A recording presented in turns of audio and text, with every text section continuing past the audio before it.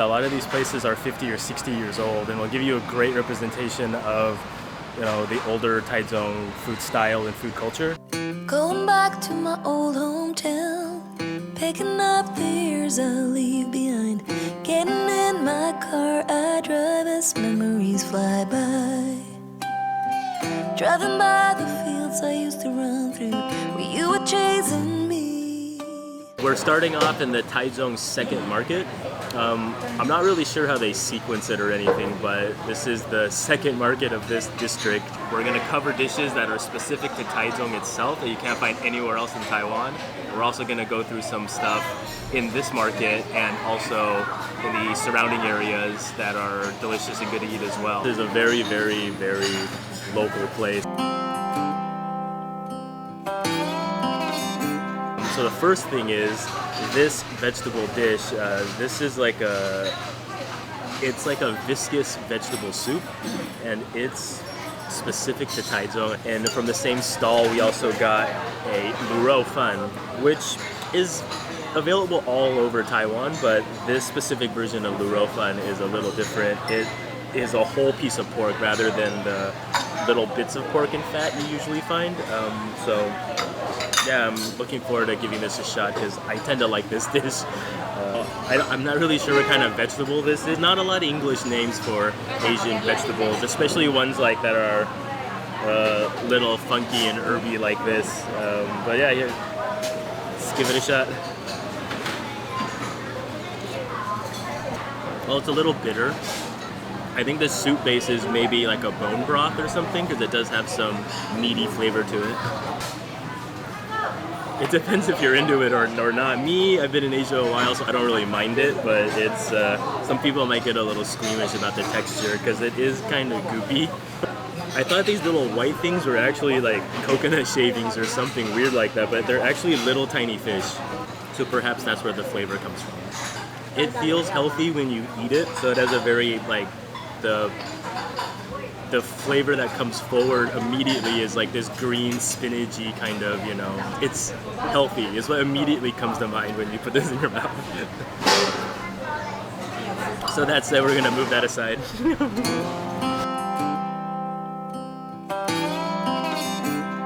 Let's get into this guy. It has some good porky flavor. What I've found actually about the Luro fan in Taichung, for the most part, because we've had this a few times already here, is that it's not a very super heavy like red braise like Hong Sao type Luro fan that you might find in Taipei, where it's dark and fatty and it's kind of a different style. The Taichung Luro fan tends to have a more pork forward taste with the seasoning as a backdrop. The rice definitely has that, so let's try the meat and see how it goes.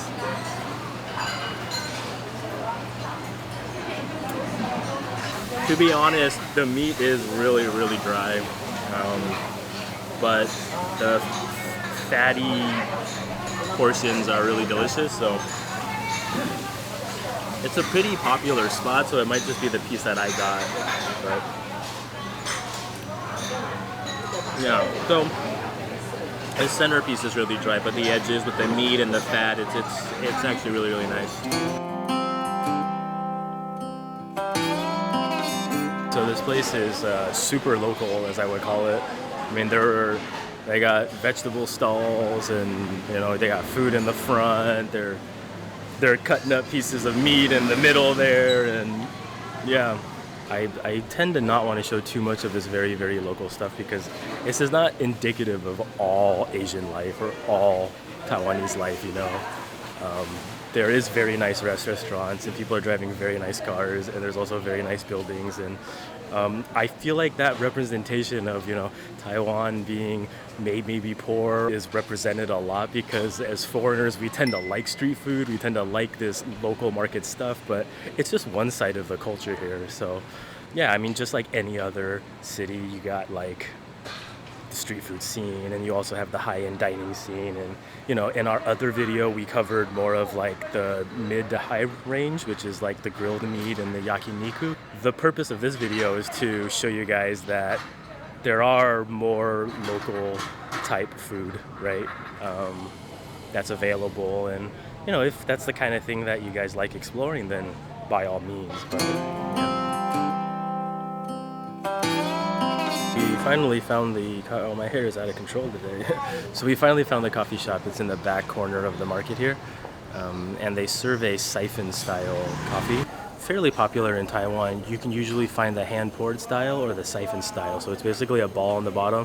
I don't have a picture of it now because she already finished making the coffee, but it's like a ball on the bottom. The water boils through the top, through the coffee in the middle, and then I think it's a bit of a pressure base. I'm not really, I guess, worth sharing too much information about. But. And now we are in the very famous minced meat sauce and the meatball stand in the second market. It looks really good, and they said their meatball is handmade, so it looks pretty good. See? And in Taichung, you definitely have to use their special red sauce. You can find this in nearly every Taichung's restaurant. It's called 东泉辣椒酱.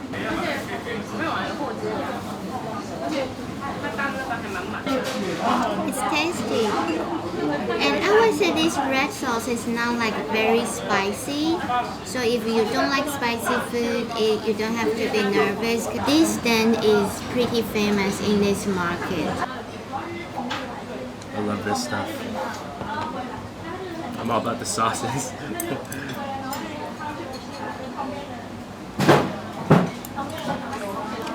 Oh, okay. So I think the first stand we have was just very typical market food. It's cheap, but it's probably about half the price of this. This is about 70. I think those bowls were like 20 to 30, maybe not exceeding 50 NT. So you're talking about $1 or $1.50. This is definitely amazingly good. This is like restaurant quality. So when you kind of peruse these markets, it depends on what kind of experience you want to have. Okay, so this is the famous black tea in the market. I just got it. Honestly, I think it's good, but it's not like really amazing. So I think I would say this is the old flavor, old kinds of like a black tea in Taiwan. It's kind of hard to describe, but I feel like when they say like old style black tea or like a nostalgic style black tea, it tastes a lot like Thai iced tea without the condensed milk. It kind of just tastes like Thai black tea. It kind of has that same vibe, and it's sweet. But it's definitely not like Lipton or Earl Grey status or anything like that. You know, I mean it's okay, but I don't know about waiting in that line and that heat. I mean it's like over 100 degrees in there easily. So Anita was pointing out to me that this area of Taichung is slightly older. So it's not like the fancier areas we were in our other video, like the National Theater part. That's definitely like more upscale. So we are now in this very local eatery, and it only have few things. Like one of it is this oyster porridge, and the other famous thing is this. It's like a cha shao pork meat. Yeah, these are like their signature here.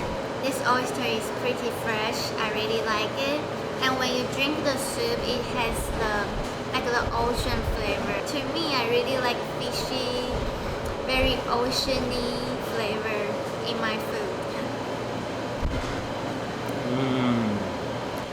That's not really for me, and I don't think most foreigners like myself, maybe you included, would not enjoy that either, unless you really like oysters. I like oysters. So the next one we have is the meat, the cha shao thing, and it has some like Taiwanese kimchi. I feel we need to dunk the red sauce. Moved a few times, but ended up in Nashville. Tried to settle my restless soul. Got a job that felt like forever. I mean, it's very meaty. It's It's just, it has like a tasao flavor to it, but I think it's deep fried. It's not roasted, so it's slightly different. So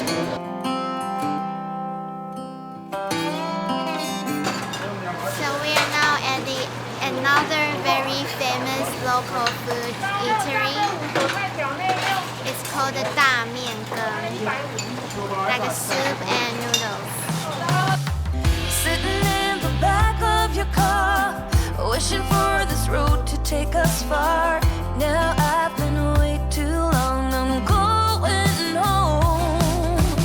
Oh. This is a very traditional dish in Taichung, like very old style, and it's only in Taichung. So I'm from the south in Tainan.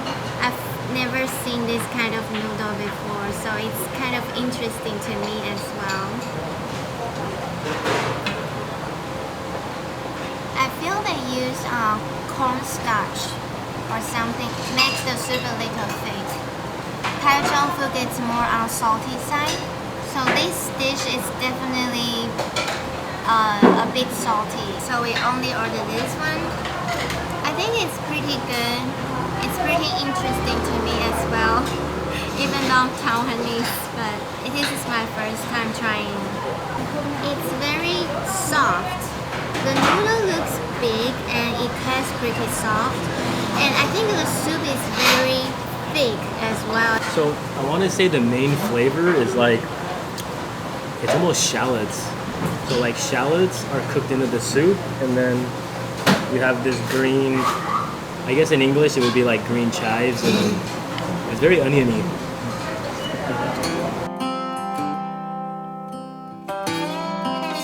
Alright everybody, thank you for joining us today on our locals only Taichung food tour. I wanted to add that a lot of these places are 50 or 60 years old, and will give you a great representation of, you know, the older Taichung food style and food culture. It's not to say every one of these places is going to be knock your socks off foodie destination. That's not what this tour is about. Make sure to subscribe and like, and we'll keep doing these videos for you. Alright, bye.